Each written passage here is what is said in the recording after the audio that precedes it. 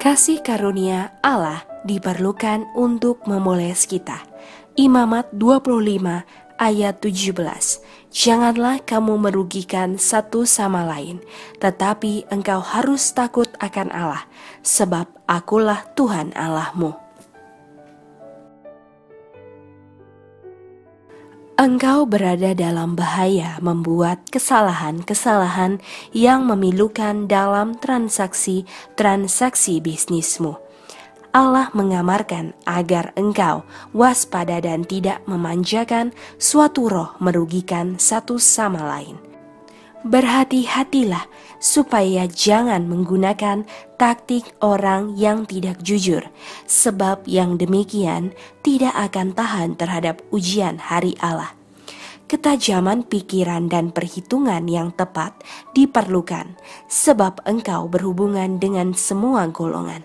Tetapi biarlah jangan sifat-sifat ini menjadi suatu kekuatan yang memerintah. Di bawah pengendalian yang tepat, hal itu merupakan unsur-unsur yang penting dalam tabiat. Dan jika engkau memelihara rasa takut akan Allah dalam hidupmu dan menyimpan kasih-Nya dalam hatimu, engkau akan aman.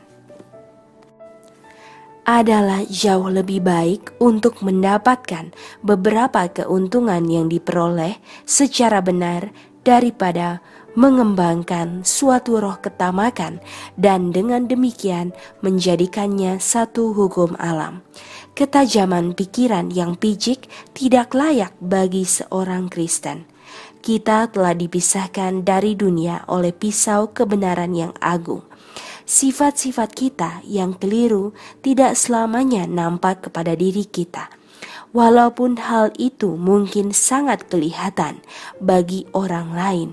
Akan tetapi waktu dan kebiasaan tertentu akan membuktikan kita dan menghasilkan cahaya terang tabiat emas atau justru menyingkapkan logam yang lebih rendah mutunya. Setiap pemikiran yang rendah, setiap tindakan yang salah menunjukkan suatu cacat dalam tabiat. Sifat-sifat yang kasar ini harus dibawa di bawah pahat dan palu dalam ruang kerja Allah yang besar. Dan kasih karunia Allah harus melembutkan dan memoles kita sebelum kita dapat dilayakan bagi satu tempat dalam bait suci yang penuh kemuliaan. Allah dapat membuat hal-hal ini. Para pemimpin di lembaga-lembaga gereja kita lebih berharga dari emas murni, bahkan batang emas dari Ofir, jika mereka mau menyerahkan diri mereka kepada tangannya yang mengubahkan.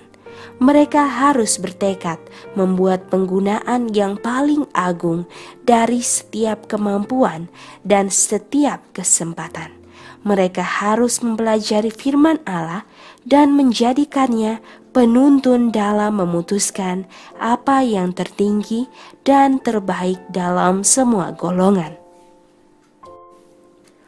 Pengikut Yesus yang paling lemah telah masuk ke dalam persekutuan dengan kekuatan yang tak terbatas. Dalam banyak kasus, Allah hanya dapat melakukan sedikit terhadap pria dan wanita yang mempelajari firman-Nya, sebab mereka tidak merasakan perlunya bersandar padanya yang adalah sumber segala hikmat.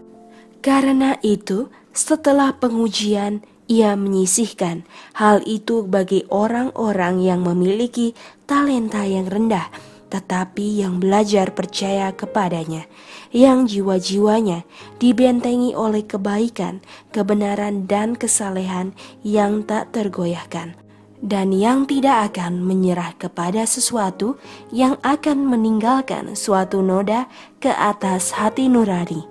Testimonies for the Church, volume 4, halaman 540 dan 541.